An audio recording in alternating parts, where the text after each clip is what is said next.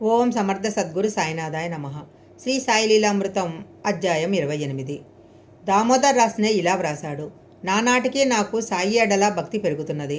నేను ఇతర మహనీయులను దర్శించినప్పుడు వారిని సాయిబాబా రూపాలుగా తలచి సమర్థ సద్గురు సాయినాథునికి నమస్కారము అనుకుని నమస్కరిస్తాను. నేను 1927లో కేట్గావ్ బేట్ వెళ్ళి శ్రీ నారాయణ మహారాజు గారికి నమస్కరించాను. ఆయన నీ గురువు పరమగురువు, వారు నాకంటే ఎంతో గొప్పవారు. నువ్వు నా వద్దకు రావడం ఎందుకు? పూర్వపుణ్యం వలన సాటిలేని గురువును ఎన్నుకున్నావు. నువ్వు అచ్చటికే వెళ్ళు, గమ్యం చేరుతావు అన్నారు. నేను 1927లో జున్నూరుకు సమీపంలోని సీతారాం ఉత్తరేశ్వర్ అనే క్షేత్రం దర్శించి అక్కడ దేవునికి పువ్వులు సమర్పించి సాయిబాబాకు నమస్కారము అనుకున్నాను. మరుక్షణమే ఆ విగ్రహం నుంచి ఒక దివ్యమైన జ్యోతి వెలువడి దాని మధ్యలో సాయిబాబా దర్శనం అయింది. అక్కడ నివసిస్తున్న జానకీదాస్ అనే మహనీయుని దర్శించి వారి రూపంలో ఉన్న సాయికి నమస్కరించుకున్నాను. వెంటనే వారు, నువ్వెంతో గొప్ప మహనీయుని ఆశ్రయించావు. నా వంటి సామాన్య సాధువుని దర్శించడం ఎందుకు? మా వంటి వారమంతా సాయిబాబా పాదాలనే ఆశ్రయిస్తాము అన్నారు. జనార్దన్ గల్వంకర్ శ్రీ సాయిబాబాను దర్శించినప్పటికీ ఆయనకు సన్నిహితుడు కాలేదు. కానీ బాబా మహాసమాధి చెందాక అతనికి ఆధ్యాత్మిక జీవితం పట్ల, సాయి పట్ల భక్తి శ్రద్ధలు బలపడ్డాయి. అతడు 1921లో సకుటుంబంగా ప్రయాగ వెళ్ళి అచట భరద్వాజాశ్రమంలో కూర్చొని తనకెవరైనా మహనీయుల దర్శనము, ఆశీస్సులు లభించాలని బాబాను ప్రార్థించాడు. తరువాత ఆశ్రమం విడిచి కొంత దూరం పోయాక ఆ క్షేత్ర దర్శనం చేయిస్తున్న వ్యక్తి ఒక మహనీయుని అతనికి చూపించాడు. ఆ మహనీయుడు 7 సంవత్సరాలకు ఒకసారి ప్రయాగ వస్తుంటాడని, ఎవరికీ దర్శనమివ్వడని, ఎవరి నుంచి దక్షిణ స్వీకరించడని అతడు చెప్పాడు. గల్వంకర్ మనసులో సాయిని స్మరించి ఆ మహనీయుని సమీపించాడు. ఎప్పుడూ ఎవరినీ చెంతకు రానియ్యక కసిరి బెదిరించి వెళ్ళగొట్టే మహనీయుడు ఎంతో ప్రేమగా చెయ్యెత్తి ఆశీర్వదించి రా నాయనా రా అని ఆహ్వానించారు. కుటుంబమంతా అతనికి నమస్కరించుకున్నారు.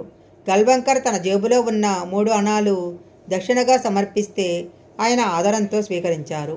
అలాగే రేగే అను సాయి భక్తుడు హజ్రత్ తాజుద్దీన్ బాబా దర్శనానికి నాగాపూర్ వెళ్ళాడు. ఆ రోజులలో ఆయన రాజుగారి అంతఃపురంలో నివసిస్తుండటం వలన వారి దర్శనం లభించటం ఎంతో కష్టతరమయ్యేది. దానికి తోడు వేలాది జనము రాజభవనానికి ముంగిట ఉన్న తోటలో వారి దర్శనానికి వేచి ఉన్నారు.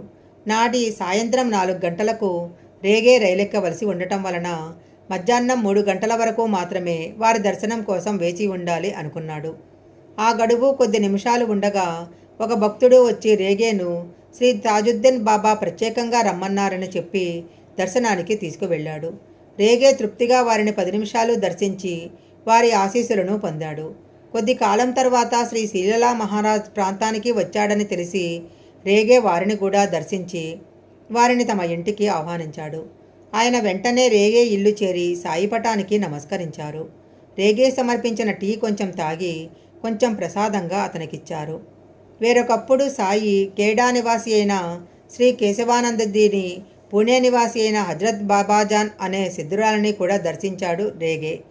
ఆ 2 మహాత్ములు అతనిని చూస్తూనే నువ్వు సాయిబాబా దర్బారుకు చెందినవాడువు అని ఎంతో ఆదరించారు. గణేష్పూరిలో శ్రీ నిత్యానంద స్వామి శిష్యులు, సిద్ధపీఠ స్థాపకులు అయిన శ్రీ ముక్తానంద పరమహంస ఇలా వ్రాశాడు. సద్గురువైన శ్రీ నిత్యానందులు సాయిబాబా వేరుకారని నా భావము. నేను మన దేశంలో ఉన్నప్పుడు ప్రతి సంవత్సరము తప్పక షిరిడీ దర్శనం ఒక్కసారైనా చేస్తాను. ప్రపంచ పర్యటన చేసినప్పుడు వేలకు వేల సాయిపటాలు పంచాను. పూణేలో ఒక కుటుంబము అటు సాయిబాబాకు, ఇటు కాకా మహారాజుకి భక్తులే. ఒకసారి రఘునాథ్ మహారాజ్ గారిని తమ ఇంటికి విచ్చేసి కొద్ది రోజులుండమని కోరారు. కానీ ఆయన అంగీకరించలేదు. అప్పుడు వాళ్ళు సాయిని దర్శిస్తే ఆయన, చింతపడకండి, కాకా మహారాజ్ మీ ఇంటికి వస్తారు. ఒక్కరోజు కాదు, 3 రోజులు మీ ఇంట్లో ఉంటారు అని ఆశీర్వదించారు. తరువాత చిత్రంగా శ్రీ కాకా మహారాజ్ అలానే చేశారు. శ్రీ సాయి ఆజ్ఞ మహనీయులకు కూడా శిరోధార్యమే.